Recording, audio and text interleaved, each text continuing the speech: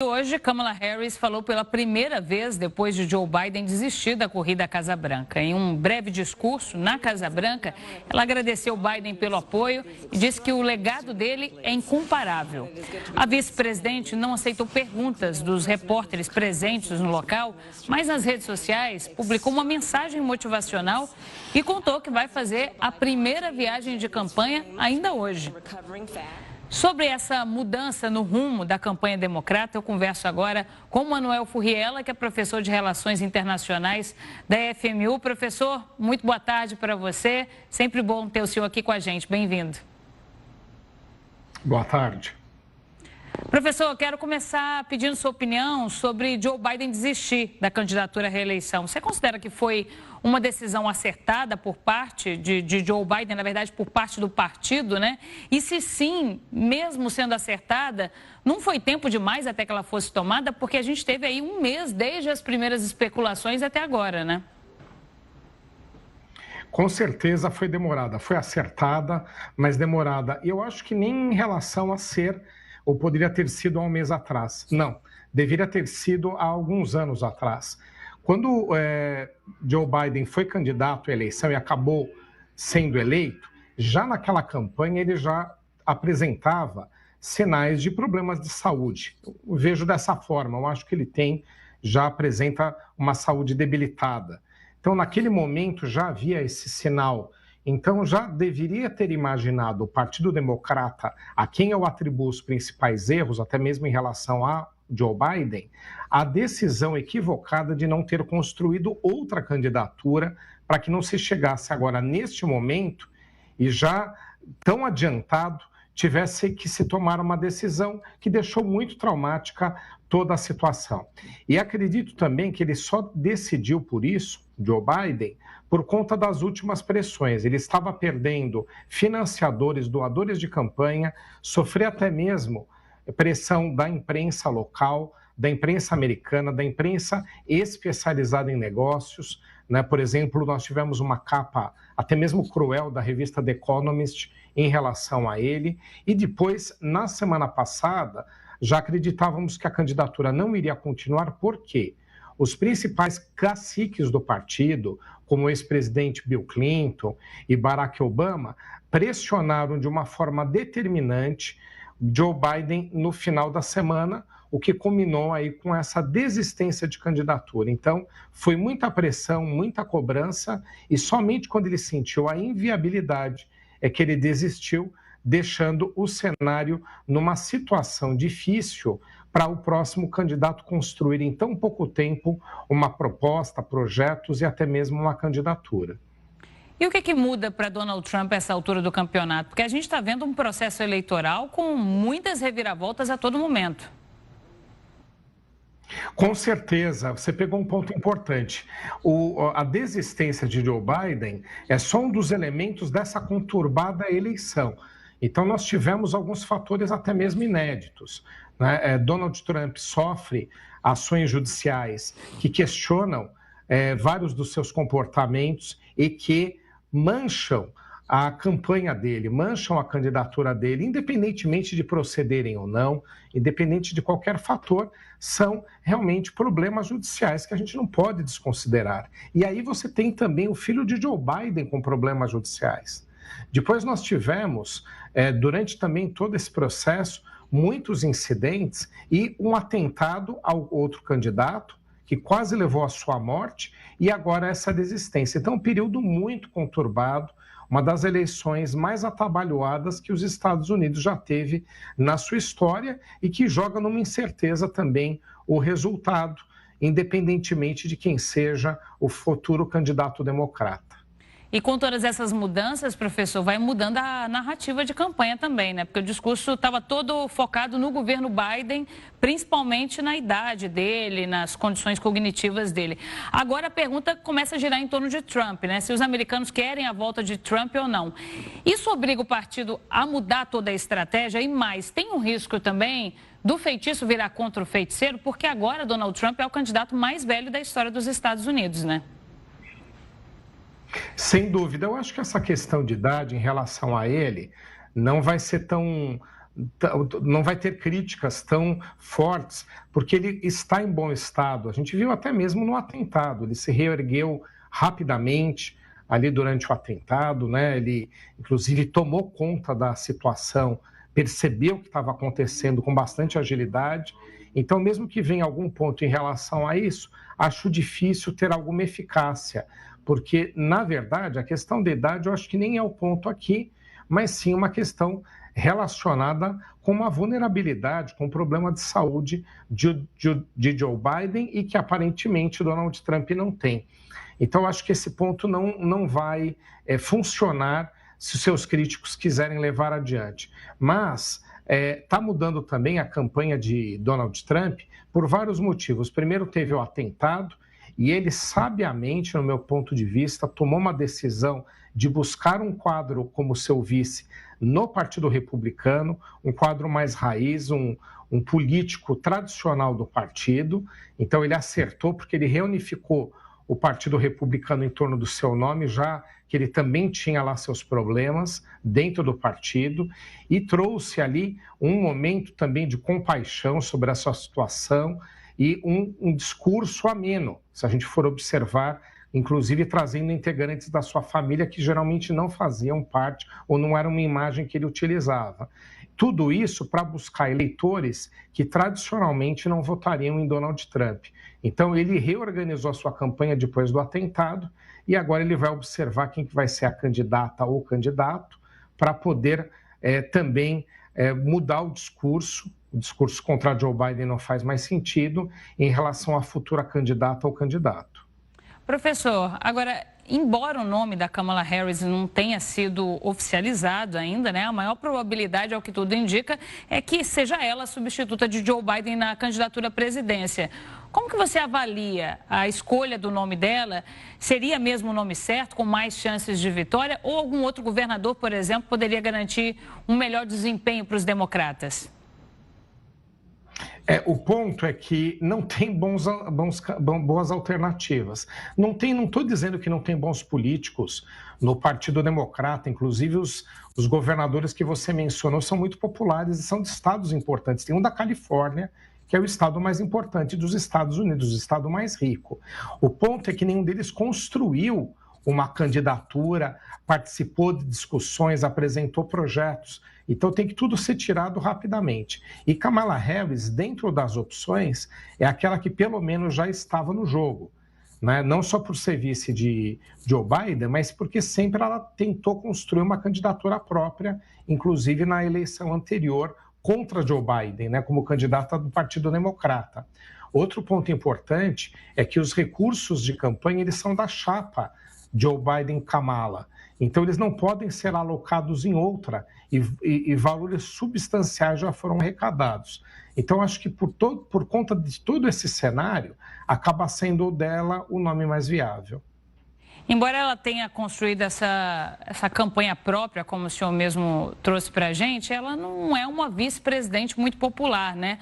Construir uma persona política dela agora com a campanha eleitoral já em fase avançada não é muito complexo para os democratas? Sem dúvida. Além da impopularidade, ela é a vice-presidente mais impopular aí da história americana, alguns dizem, mas pelo menos em tempos recentes. Ela teve várias oportunidades de se destacar, seja como vice, que é uma posição importante nos Estados Unidos, como inclusive por conta de acumular a presidência do Senado, que o vice-presidente dos Estados Unidos tem esse papel, ela teria como conduzir uma agenda no Senado. Então, oportunidades não faltaram para que ela se destacasse, mas ela teve uma gestão apagada. Então, todos esses fatores, além propriamente de, como eu mencionei, para mim é o pior deles, de não ter sido construída uma candidatura com a antecedência necessária, né? Essas questões vão pesar e também ela tem propostas muito progressistas, ela representa a ala mais à esquerda dentro do Partido Democrata e várias das pautas que ela defende não aderem a toda a sociedade que vive um momento conservador. Então, são muitos desafios para ela vencer essa eleição. Caso não tenha outra alternativa, vai ter que ser ela mesmo com um cenário tão difícil. E ela tem alguns calcanhares de Aquiles ali que podem ser bem explorados pelos republicanos, caso o nome dela seja confirmado, em especial nos debates. Ela pode ser bem questionada, em especial pela política externa, né? Ela não costuma se posicionar muito. A questão da imigração também é um pouco complicada para ela, né, professor? Sim, e ela é filha de imigrantes, né? Ela tem ascendência estrangeira de pai e mãe, né? Mãe indiana, pai jamaicano.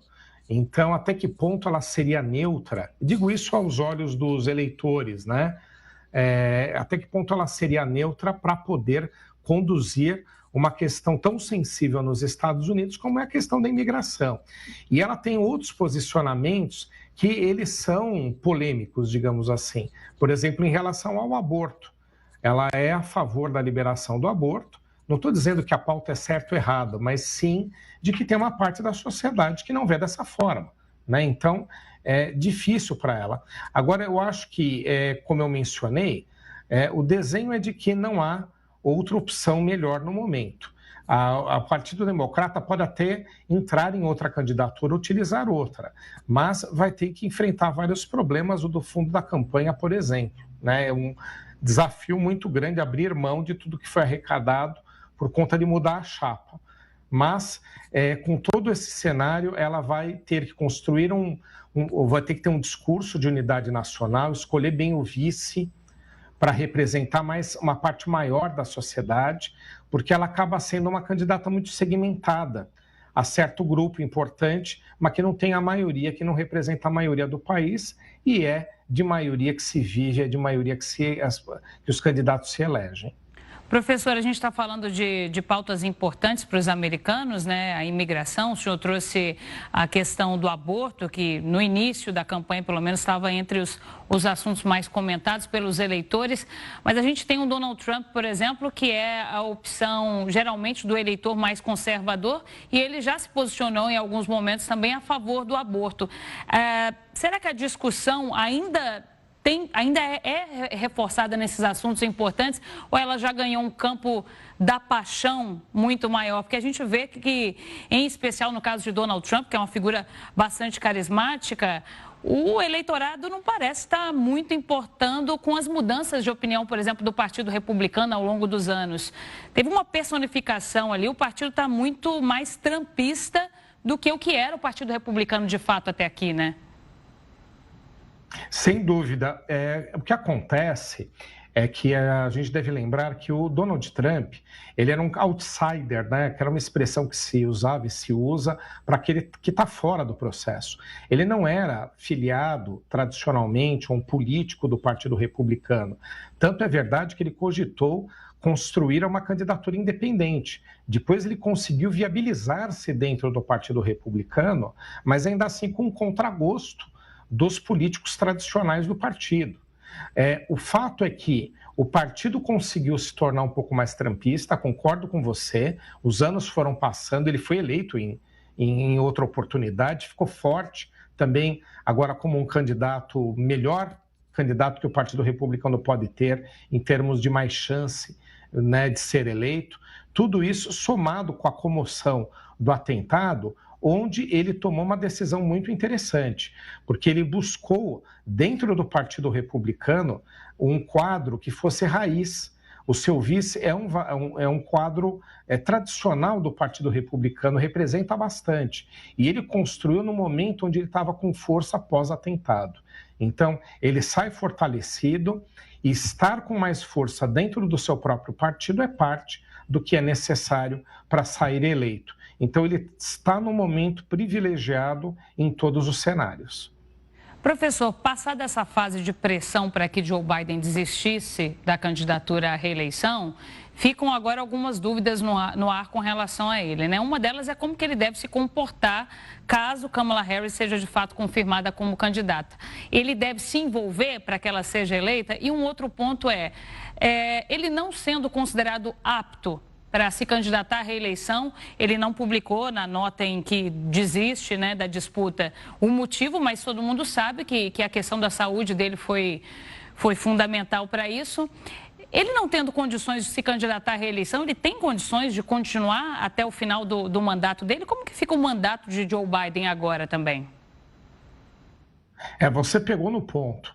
Se ele aprofundasse nessa carta qualquer questão que colocasse em xeque a sua disposição, a sua saúde, né, para se candidatar, ele também colocaria em xeque, ainda são vários meses, hein, de mandato no principal país, no país mais rico do mundo. Então, ele tomou esse cuidado, né? Então, ele deixou em aberto as reais motivações, mas aí abriu um cenário onde ele mostra que havia uma incapacidade política e não física.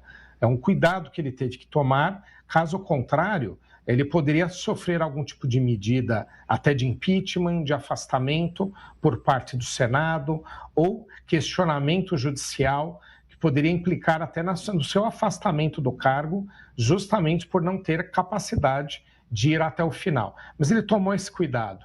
E agora, pelo que tudo indica, ele tem condições para concluir, né, mesmo com as gafes cometidas, com alguns episódios. E também lembrar aqui que é um cargo que demanda muita disposição, né? Você imagina só, né, ser presidente da principal nação do mundo, que inclusive tem que cuidar de vários assuntos internacionais e o mundo está repleto de problemas, como, por exemplo, a guerra da Ucrânia ou de Israel contra o Hamas, que são muito complexos. E ainda fazer campanha ao mesmo tempo.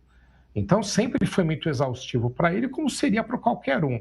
Então, agora não. Agora ele fica centrado no exercício da função, que é bastante coisa, como eu mencionei, mas não tem a pressão da campanha, né? Então, acho que ele consegue concluir, sim, o seu mandato até o final, mesmo com esses problemas todos apresentados. A gente viu que ele sinalizou ali um apoio a Kamala Harris na nota em que ele renuncia à candidatura à reeleição. Trazendo um pouco para a realidade aqui do Brasil. Como que funcionaria uma situação dessa em que o presidente desenhou um apoio a um nome? Esse apoio já estaria sacramentado, aquele nome já estaria confirmado nos Estados Unidos por conta do sistema eleitoral, por conta desse mecanismo de delegados? É um processo diferente do que aconteceria aqui, por exemplo? É diferente, sim. O sistema lá, tanto para a escolha de candidato, né, que é por delegados, quanto depois a própria eleição, você tem, no caso da eleição, aliás, o sistema indireto. Você não vota nos candidatos diretamente, né? São os delegados que elegem. Tanto é verdade que já aconteceu algo até, eu diria, exótico nos Estados Unidos, que foi aquela ou aquele candidato que teve mais votos não foi o eleito, porque depois o colégio eleitoral, os delegados acabaram escolhendo outro. Foi o caso de Hillary Clinton e outros nomes também, que a gente, Al Gore, e outros nomes que a gente pode mencionar aqui, né? Então, é um sistema diferente. Mas o apoio dele é importante. O Joe Biden, mesmo estando nesse mau momento de saúde, digamos assim, ele é um político sólido dentro do Partido Democrata. Foi consultado muitas vezes, foi vice de Obama. Durante a gestão Obama, ele era muito ouvido, principalmente em política externa. Então, ele é um quadro muito sólido do Partido Democrata. Tanto é verdade que ficou a cargo dele sair da candidatura, retirar a candidatura. Ninguém nunca o desafiou em trazer outro nome. Somente agora, neste último momento, ante tanta fragilidade, é que ele desistiu. Então, ele tem muita força. Então, é muito provável que ele consiga emplacá-la como candidata e também ajudá-la no processo eleitoral naqueles estados onde os democratas têm a maioria dos votos, né? Agora, o grande desafio para ela e para qualquer candidato, mas principalmente para ela, são os 6 ou 7 swing states, estados pêndulo, né, que a gente fala, que são aqueles que a gente não tem certeza se votam num candidato democrata ou republicano, né? Então, esses estados é que ela vai ter que conquistar, e aí vem a construção de um discurso e levar um vice também que mostre muito mais a cara da sociedade, porque ela vai estar muito ligada a minorias, por exemplo, de imigrantes, por ser descendente, e outras questões que são importantes na sociedade, mas não tem maioria. Então, ela vai ter que construir um discurso para esses grupos e para o resto da sociedade. E Joe Biden pode ajudá-la principalmente onde o Partido Democrata tem maioria. Ele tem esse fôlego eleitoral interno no partido. Professor, como que o senhor avalia que deve ser o perfil de um nome a vice na chapa de Kamala Harris, caso ela seja confirmada de fato a candidata à presidência pelos republicanos? Eu acredito que tem que ter duas características. Uma de representar a maioria da sociedade, né, ou pelo menos grupos diferentes daqueles muito ligados a ela, né? Ela tem, inclusive, até que mudar o discurso, como eu disse, para atender a sociedade toda, mas o vice tem que ter essa, e de preferência de um desses estados pêndulo, porque daí ela já leva votos de um desses estados, pelo menos, ou pelo menos uma região dos Estados Unidos, que não tem uma definição ou não tem um carimbo dizendo que é republicano ou democrata.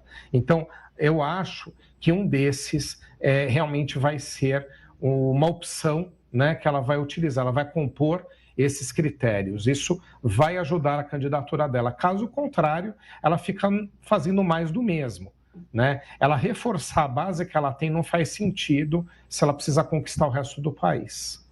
Pois é, queria saber a opinião do senhor com relação a essa possibilidade que está sendo ventilada de uma chapa 100% feminina. Como o senhor avalia essa possibilidade? No caso da questão de mulher, a gente sabe, a maioria das pessoas são, né, a maioria da sociedade no mundo todo, um pouquinho mais de metade de mulheres, né? Mas, além da importância histórica, eu acho que a gente tem que dizer dos Estados Unidos terem uma candidata, já tiveram outros, né? Tiveram Hillary Clinton, que era uma política realmente admirável em termos de trajetória, né? Então, Hillary Clinton, realmente uma das políticas, das personalidades mais preparadas que os Estados Unidos tiveram em tempos recentes, né? Quando foi candidata. O que acontece? Hoje em dia a sociedade mudou bastante, para melhor, eu diria. Então as pessoas vão buscar as características positivas independente de ser homem ou mulher. Isso vai favorecer a eventual escolha de uma mulher como vice. Né? Então, eu não vejo problema nenhum nesse sentido. Eu acho que a questão dela ser ligada, ter ascendência de imigrantes, eu acho que segmenta a candidatura dela. A questão de ser mulher, eu acho que amplia. Eu acredito que é um momento positivo nesse sentido, ainda bem que as sociedades precisam disso. Não é? Então, ela colocar um homem só porque ela é mulher de vice, eu acho que não ou não faz tanto sentido em aspecto de angariar votos, mas sim quem representa aquela pessoa, seja homem ou seja mulher.